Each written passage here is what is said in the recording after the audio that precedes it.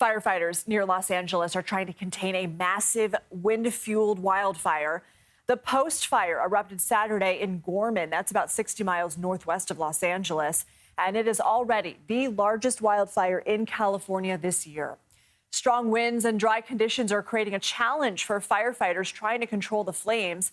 More than 1,000 people have been forced to evacuate the area. CBS News correspondent Carter Evans is in Gorman, California, near the scene of the wildfires. So, Carter, wow, complete burnout behind you. What's going on there?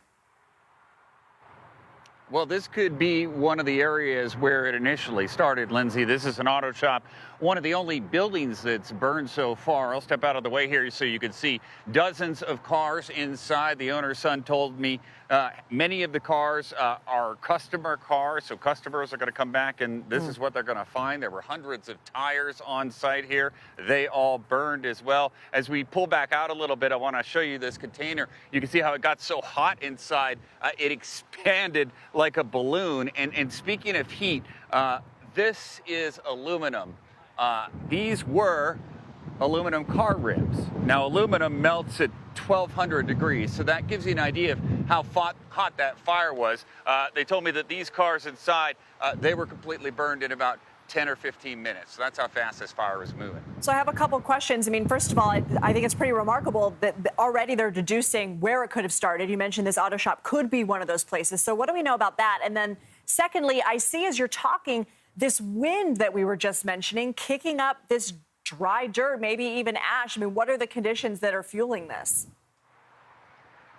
So the wind is the big problem right now. It's probably gusting 20, 25 miles an hour, enough to blow my hat off and enough to fan the flames when they get going. Good news is it's a lot cooler today, so that's helping keep these flames down a little bit. As for the cause, the official answer is it's under investigation.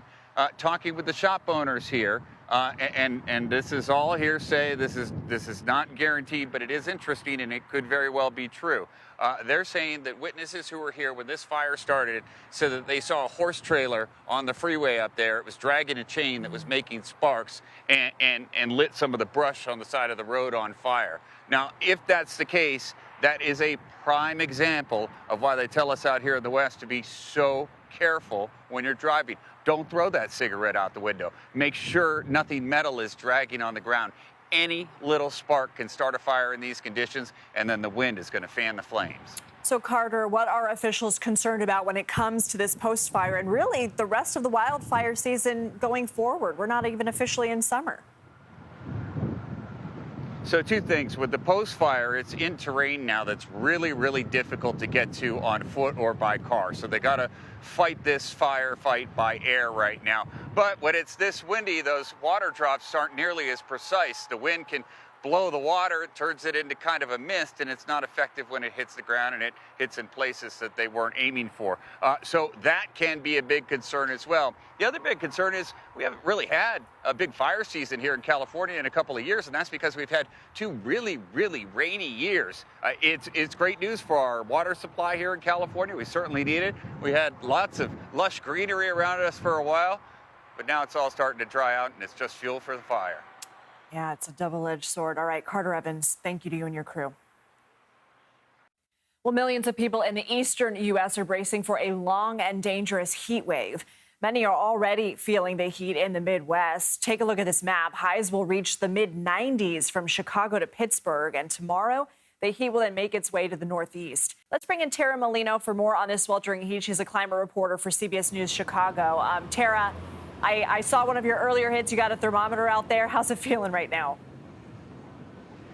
Lindsay, I think the word of the day is sweltering. We have just felt that heat become more and more intense here in Chicago, and I love that you love the thermometer. Let's take a look at it. We're showing right around 100 degrees right now, but this is a little bit misleading. We're closer to the upper 80s here in Chicago. We placed this here around 5:30 this morning, and we've just watched it tick right up. It reflects the heat dome that we're in right now. What's a heat dome? Well, the temperatures that we continue to see rise are being basically held in and baked by the sun right now. with an intense amount of humidity, we're just going to continue to see those temperatures rise and rise and rise. It's almost like we're in a convection oven. That's how we described it earlier today. And what makes a heat dome really unique is when we head into those overnight hours and we typically see some relief and some cool down. We don't see that here. We're expecting this continued record high heat in Chicago and across the Midwest, dangerous heat throughout the day today and throughout the week. And we're talking about areas that don't usually see this type of intense heat, especially so early in the season. So what are officials telling people to do? Absolutely. This is being called the most significant heat event of the year, which makes sense. We're into June now, and there are nearly 200 high temperature records that are set to be broken across the United States. So people need to keep this in mind. Keep your safety and health in mind. You may think, oh, I can handle heat. I've been through this before. But this is something that's unique, even if it may not feel completely different to you. Health experts are saying stay inside if you can and really pay attention and listen to your body. You start feeling tired, fatigued, dizzy. That's a sign to get out of the heat, take time to cool down, especially again, since we're not seeing it cool down at night. You've really got to make yourself a priority and make sure to get out of the sun, out of the heat. And if that's an issue for you, if you lose power, you lose air conditioning, take a look at your local resources. We know there are cooling centers across the city here in Chicago. That's the case with major metropolitan cities across the country and, of course, smaller cities as well. But really important to keep in mind, this is dangerous heat. This is above average heat, and we all feel it in a very different way. Yeah, luckily we see a couple folks behind you with hats. But yeah, a lot of pressure on the grid. It's important to know where else you can go. Tara, Molina, thank you.